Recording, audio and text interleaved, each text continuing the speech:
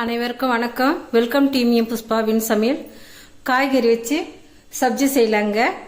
Cauliflower எடுத்திருக்கேன், பச்சை பட்டாணி, பீன்ஸு, வெங்காயம் வந்து நீல வாக்கில் கட் பண்ணியிருக்கேன், பச்சை மிளகாய் 2, மிளகாத்தூள் 1 ஸ்பூனு, கரம் மசாலா பொடி வந்து ஒரு 1/2 ஸ்பூன் எடுத்திருக்கேன், ஜீரக பொடி ஒரு 1/2 ஸ்பூன் எடுத்திருக்கேன். வாங்க எப்படி செய்யுதுன்னு பார்க்கலாம்.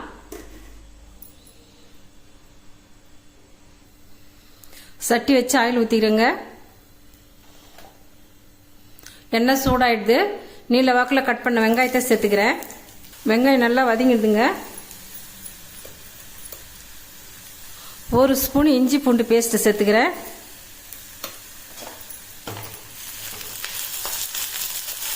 இந்த பச்சை வாசனை போகிற வரையும் எண்ணெயில் நல்லா வதக்கிடலாங்க. 2 பச்சை மிளகாய் கீரி போட்டுக்கிறேன். வெங்காயம் நல்லா வதங்குதுங்க. இப்போ காய்கறிகளை சேர்த்துக்கிறேன். காலிஃப்ளவர், பட்டாணி, பீன்ஸு இந்த எண்ணெயிலேயே கொஞ்சம் வதக்கலாங்க.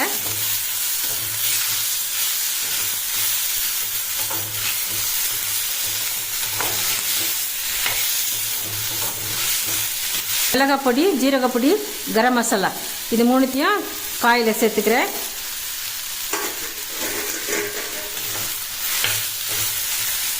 காய் வேகிறதுக்கு தேவையான தண்ணி சேர்த்துக்கிறேன். சப்பாத்தி இட்லிக்கெலாம் சூப்பராக இருக்கும்.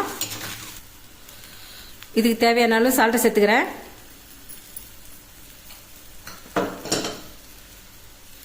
சப்ஜிக்கு தேவையான சால்ட்டை சேர்த்தாச்சா,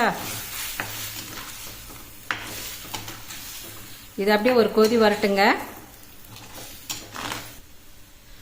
நல்லா கொதிச்சு வந்துடுதுங்க. இப்போ 1/2 கப் தயிர் சேர்த்துக்கிறேன். நல்லா கொதிச்சு வந்துடுதுங்க. ஆம்சூர் பவுட்ரு ஒரு 1/2 ஸ்பூன் சேர்த்துக்கிறேன். காய்கறி வச்சு இது மாதிரி ஒரு தரம் செஞ்சு சாப்பிட்டு பாருங்க. சப்பாத்தி, பூரி, தோசை, இட்லிக்கெலாம் சூப்பராக இருக்கும். ரெடி ஆகிடுதுங்க, இறக்கிடலாம்.